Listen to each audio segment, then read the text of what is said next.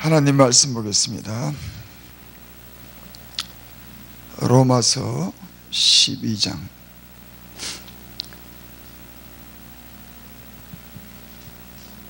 17절부터 21절까지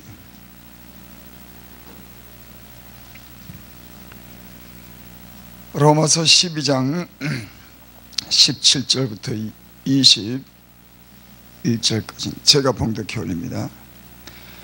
아무에게도 악으로 악을 갚지 말고 모든 사람 앞에서 선한 일을 도모하라.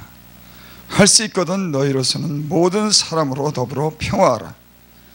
내 사랑하는 자들아, 너희가 친히 원수를 갚지 말고 진노하심에 맡기라. 기록되었을 때 원수 갚는 것이 내게 있으니 내가 갚아주리라고 주께서 말씀하시니라.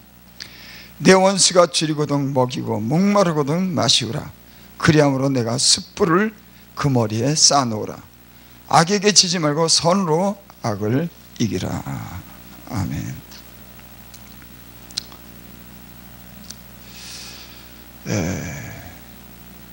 요즘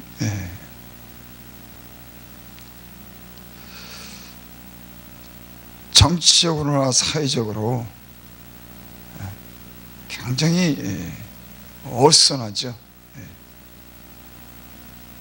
서로 비방하고 또 음모도 하고 여러 가지 그런 어떤 문제들이 많이 지금 발생하고 있습니다. 그러니까 상대를 가만히 두지 않아요. 굉장히 어떤 정치적으로나 사회적으로 많은 그런 분쟁과 어떤 다툼이 있는 것을 보게 됩니다. 그러면서 이 말씀이 지금 우리나라의 여러 가지 그런 현실에 어떤 하나님의 메시지를 주는가, 이 문제를 특별히 그리스도인들은 어떻게 이 문제에 대해서 대해야 되고 어떻게 풀어야 되는가에 대해서 한번 생각을 해보게 됐습니다. 마태복음 5장 44절에 보면 그런 말씀이 있습니다. 나는 너에게 이르노니 너희 원수를 사랑하며 너희를 핍박하는 자를 위하여 기도하라. 이같이 한즉 하늘에 계신 너희 아버지의 아들이 되리니, 그러므로 하늘에 계신 너희 아버지의 온전하신 것 같이 너희도 온전하라. 하늘에 계신 너희 아버지의 온전하신 것 같이 너희도 온전하라. 그러니까 내가 너에게 이르노니 너희 원수를 사랑하며 너희 핍박하는 자를 위해 기도하라. 그러니까 예수 믿는 사람들은, 하나님의 아들로서 그런 인정받는 사람들은 원수를 사랑하라고 하는 거예요. 또 핍박하는 자를 위해서 기도하라고 하는 겁니다. 지금 요즘에 이 세상에 일어나는 그 많은 그런 분쟁과 다툼을 보면은 이 말이 전혀 어울리지 않습니다. 원수도 사랑하고 핍박하는 자를 위해서 기도하라고 하는 이 말씀, 이같이 한즉 하늘에 계신 너희 아버지의 아들이 되리니, 이같이 해야지 하나님의 자녀로서의 어떤 그런 자격이 있다고 하는 것을 말씀해 줍니다. 또 골로새서 3장 9절에 보면은 이런 말씀이 있습니다. 새 사람을 입었으니 이는 자기를 창조하신 자의 형상을 쫓아 지식에까지 새롭게 하심을 받은 자니라. 우리 예수 믿는 사람들은 새 사람을 입었다는 거예요. 예전에 옛사람이 아닌 새 사람을 입었는데, 그게 뭐냐면은 자기를 창조하신 자의 형상을 쫓아 하나님의 형상대로 지음을 받았다는 겁니다. 우리가 예전에는 우리의 정욕으로 인해서 우리 욕심을 따라서 이기적인 그런 삶을 살았지만은, 용서하지 못하는 그런 삶을 살았지만, 이제는 그리스도 안에서 새롭게 창조됐다. 그렇게 우리는 짐을 받았다고 말씀합니다. 또 베드로서 후서 1장 4절에 보면은 또 이런 말씀이 있습니다. 세상에 썩어질 것을 피하여 신의 성품에 참여하는 자가 되게 하셨으니. 그러니까 우리 예수 믿는 사람들은 하나님의 자녀로서 신의 성품에 참여하는 자가 된 겁니다. 그러니까 이 세상이 요구하는 그런 전혀 다른 삶이죠. 어쩌면은 우리에게 상당한 어떤 그런 수준의 어떤 그런 도덕성을 요구하는지도 모르겠어요. 여러분, 예수님 안에서 거듭난 사람들은 이런 기준을 가지고, 땅의 기준이 아니라 하나님의 기준을 가지고 우리는 살아가는 줄 믿습니다. 너희 착한 행실을 통해서 하나님께 영광을 돌리게 하라. 요즘에 근데 그리스도인이나 정치나 이 많은 사회적인 문제를 보면은 전혀 하나님 말씀하고는 전혀 관계없는 그런 삶을 사는 거 보고, 이 말씀이 우리에게 무엇을 요구하나, 하나님께서 그리스도인의 삶, 하나님의 자녀로서의 삶, 새롭게 창조된 피조물로서의 삶, 거듭난 사람들의 삶, 예수님을 닮아가는 삶의 요구는 전혀 다른 겁니다. 물론 우리는 하나님이 말씀한 대로 살 수는 없지만은, 주님이 우리에게 하시는 그런 말씀, 주님이 보여준 그런 삶에 대해서 우리는 그런 어떤 하나님이 말씀하시는 그 말씀을 따라서 살려고 하는 그런 의식이, 그런 기준이, 그런 정답이 우리에게 있어야 될 것 아닌가. 어떤 기준이 모호하게 된 겁니다. 우리의 어떤 기준, 말씀에서 벗어난 기준을 가지고 우리는 우리의 소견대로 살 때가 참 많이 있어요. 여러분, 하나님의 말씀은 머리에만 있는 것이 아니라 우리의 삶을 변화시키는 그런 능력 있는 그런 말씀이 되어야 될 줄을 믿습니다. 신의 성품에 참여하는 자가 되게 하려 하셨으니, 믿음의 덕을, 믿음만 있으면 안 되죠. 덕이 있어야 되죠. 덕의 지식을, 하나님 말씀을 알고 그 말씀을 적용하면서 살아야 되는 하나님 말씀에 대한 그런 지식, 믿음의 덕을, 덕의 지식을, 거기다 또 절제, 거기다 인내, 형제 우애, 이후의 사랑을 공급하라. 그게 신의 성품에 참여하는, 주님이 우리에게 요구하는 그런 삶인 줄을 믿습니다.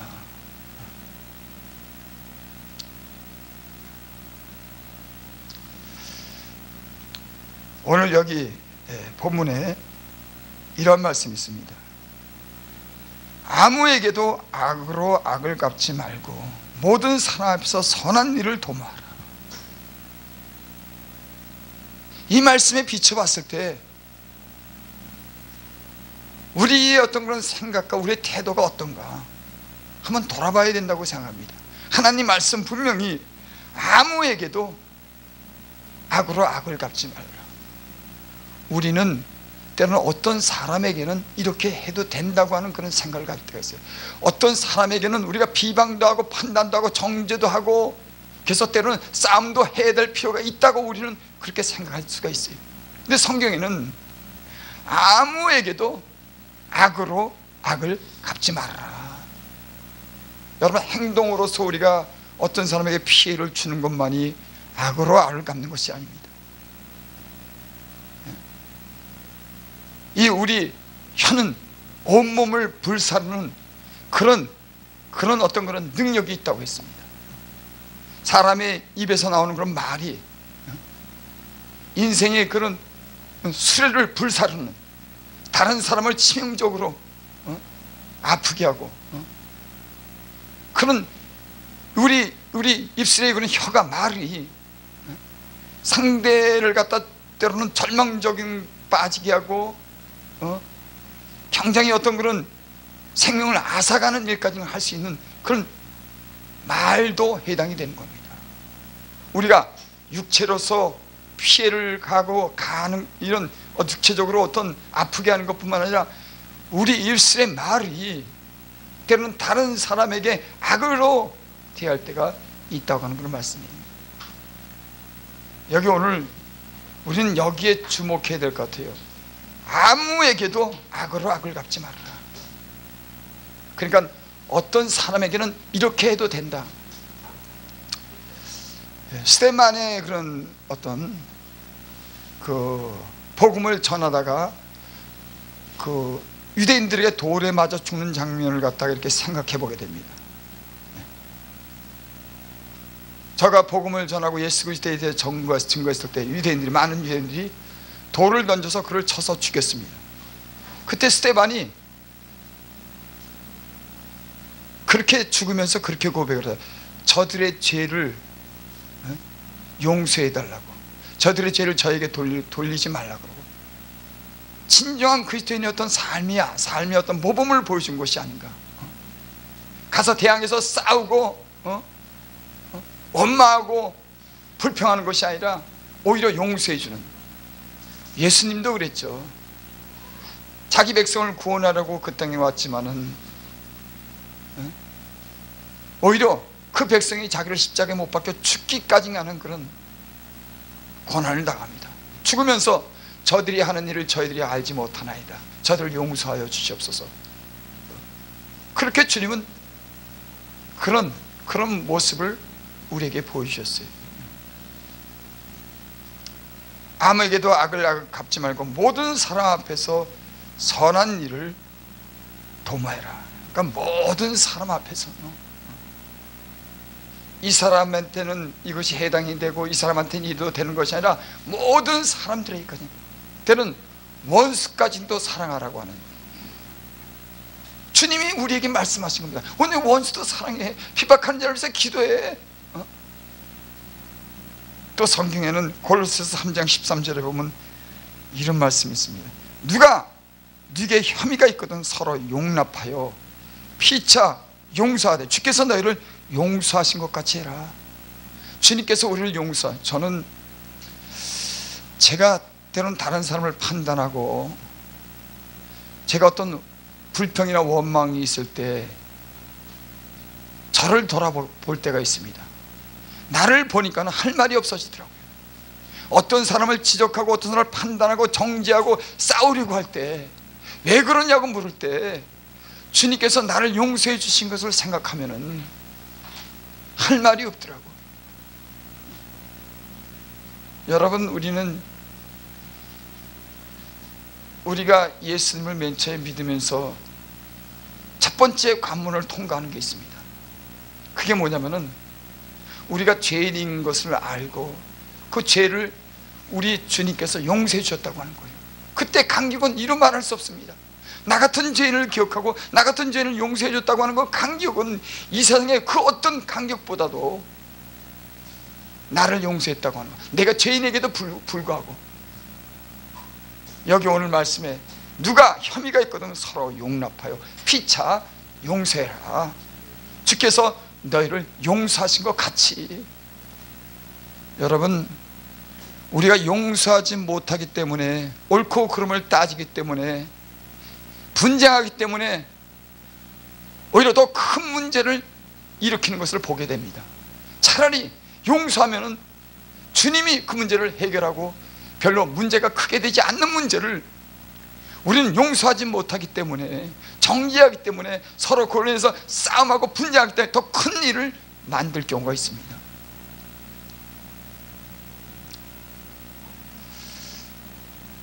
욥이라고 하는 사람이 자녀가 죽고 모든 재산을 이런 고통을 당할 때 사단은 저가 하나님에 대해서 원망하기를 바랬어요.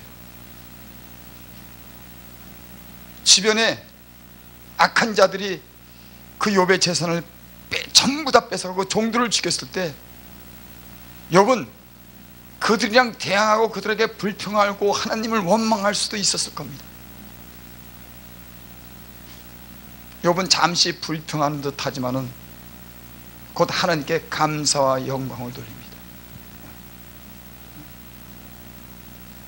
그리고 폭풍 가운데 하나님께서 나타나셨을 때 무지한 말로 이치를 가진 자가 누구냐고 했을 때 저가 입술을 가리고 내가 회개하나이다 그랬습니다.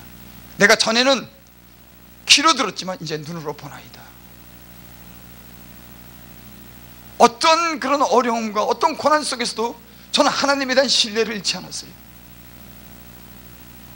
그 전능하신 하나님이 이 세상의 주인이고 그 모든 것을 다 해결할 수 있는 그런 온전하신 분인 것을 믿었기 때문에 그런 시련과 고통을 갖다 다른 사람에게 당했을 때 그는 그들과 싸우지 않았습니다. 오히려 하나님께 찬송할지어다. 여러분, 우리는 지금 이 시대에 나타나는 일련의 많은 그런 사건을 통해서 우리는 얼마나 많은 싸움을 하는지, 얼마나 손가락질하는지, 때로 나가서 음모하고 얼마나 많은 분쟁이 있는지, 이런 것을 보면은 오늘 우리에게 주시는 이 주님의 그런 말씀이 우리의 생각을 변화시키는 그런 말씀이 되기를 바랍니다. 왜? 주님이 말씀했기 때문에. 왜 우리는 이토록 싸워야 됩니까?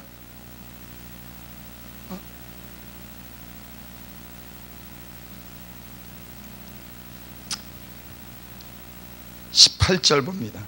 할 수 있거든 너희로서는 모든 사람으로 더불어 평화하라. 할 수 있거든 너희는 모든 사람으로 더불어 평화하라. 우리가 죄인 되어 있을 때 주님께서 이 땅에 오셔서 우리를 위해서 죽으셨습니다. 그리고 원수된, 하나님과 우리의 원수된 것을 풀고 하나님과 우리를 화목하게 했어요.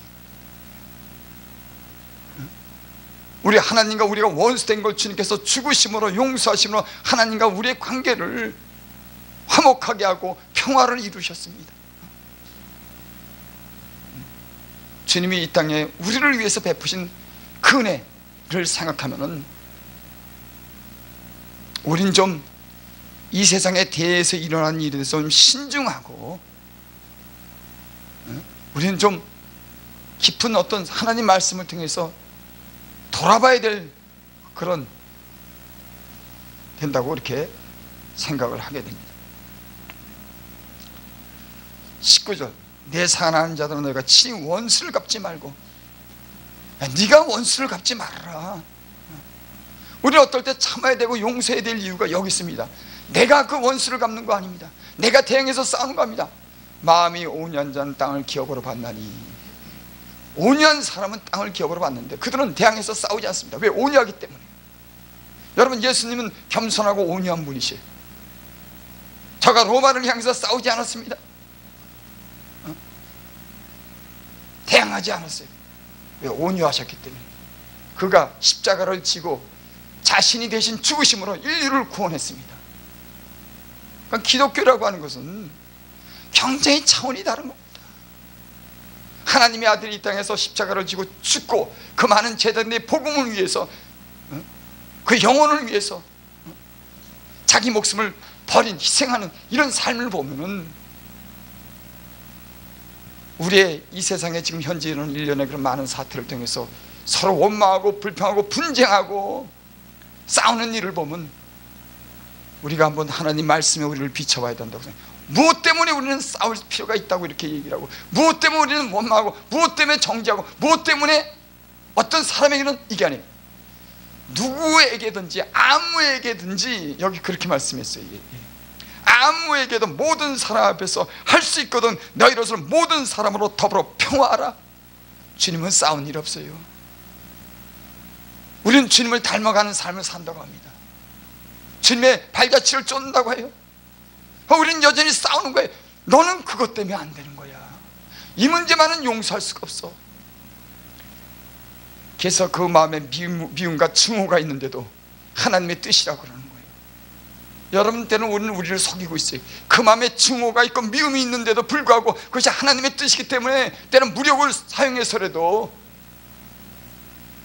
여러분, 너희는 그리스도의 마음을 가지라 그랬습니다. 이 마음을 품어라. 저도 전혀 온전하지 못한 사람이지만, 여러분, 우리는 이 하나님의 규정한 말씀을 한번 다시 생각해 볼 필요가 있습니다. 진정 그리스도인의 삶은 무엇인가? 내 사랑한 자도 너희가 친히 원수를 갚지 말고 진노하심에 맡겨라. 우리가 원수 갚지 않아도 주님이 갚아주시는 겁니다. 그래서 우리는 때로는 잠잠할 필요가 있어요. 우리가 대항하지 않아도 됩니다. 왜? 원수를 갚는 것, 친히 원수를 갚는 것이 주께 있기 때문에. 누가 이 세계를 정했느냐? 누가 이 세계를 누구에게 맡겼느냐? 하나님이 아무에게도 이 세계를 맡기지 않았습니다. 하나님이 모든 정하고 하나님이 이 세상을 주관하고 통치자로서 재판관으로서 이 땅에 여전히 존재하고 그분이 살아서 모든 것을 다 판단하시고 심판하시는 분이 주님이신 줄을 믿습니다. 이 세상엔 사람만 있는 것 같아도요, 항상 중심에는 하나님이 계신 거예요. 원수 갚는 것 하나님께 있습니다. 판단하는 것 하나님께 있습니다. 심판하는 것 하나님께 있습니다. 상 주신 이도 하나님이십니다.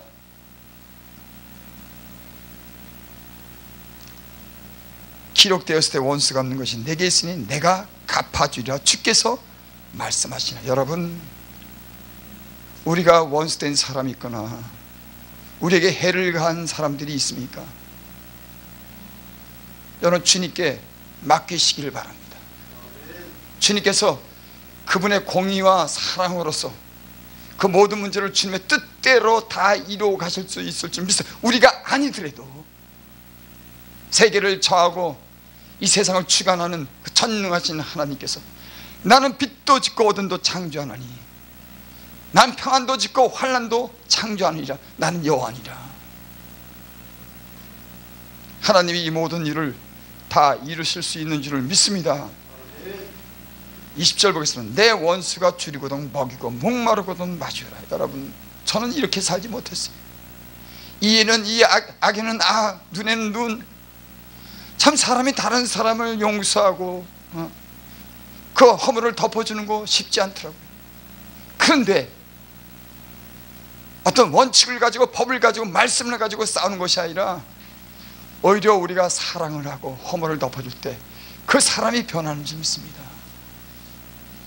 나는 때로는 말씀 가지고 말씀이 이렇잖아 하고 얼마나 많은 사람이 싸웠는지, 오히려 많은 다툼과 분쟁을 일으켰습니다. 오히려 그 사람들의 용서하고 그 사람들에게 관대하게 대해주고 더 나가서 용서뿐만 아니라 사랑해줬다고 하면은 아마 많은 사람들이 변하고 저를 존중했을 거예요. 여기 오늘 말씀에 그런 말씀, 내 원수가 줄이고든 먹이고 목마르고든 마시우라. 그리함으로 내가 숯불을 그 머리에 쌓아두리라. 여러분, 우리 예수 믿는 사람들은 이 말의 뜻을 알 겁니다. 그래, 악으로 악을 갚지 말고 우리가 어떤 율법적인 어떤 삶이나 어떤 다른 사람을 고치려고 할 때 얼마나 많은 부작용이 나는지, 오히려 숯불을 그 머리에 쌓아두면은 그 사람들이 어떤 변화가 있을 텐데, 왜 우리는 왜 말씀을 알지만 인내하지 못하고 관용하지 못하고 허물을 덮어주지 못할까? 여러분, 이것이 우리의 한계죠. 하지만은 여러분, 우리는 주님이 하신 말씀과 주님이 보여준 것은 삶을 따라가는 그런 사람들인 줄 믿습니다. 다시 한번 주님이 어떻게 살았는지, 다시 한번 주님께서 우리에게 어떻게 말씀하셨는지를 우리가 기억해 될 줄을 믿습니다.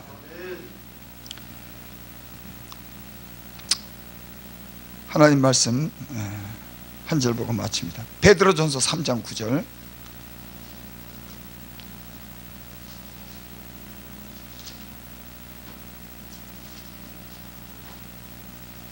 베드로전서 3장 9절 봅니다.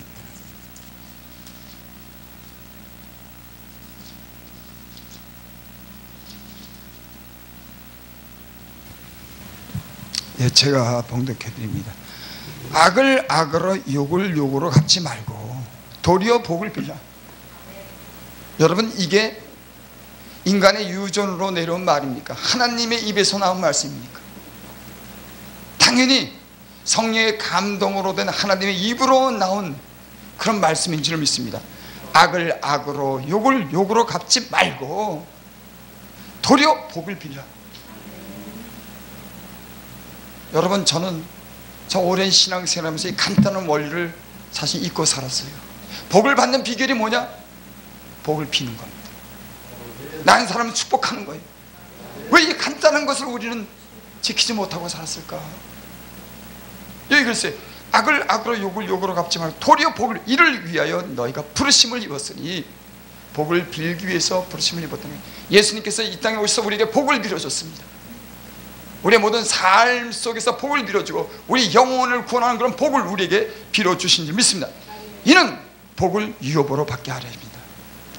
예수님을 믿는 사람들은 복을 유업으로 받기 위해서 악을 악으로 욕을 욕으로 갚지 않고 도리어 복을 빌 때, 다른 사람을 축복할 때, 다른 사람을 위해서 살 때, 용서할 때 이와 같은 복이 우리에게 임할 줄을 믿습니다.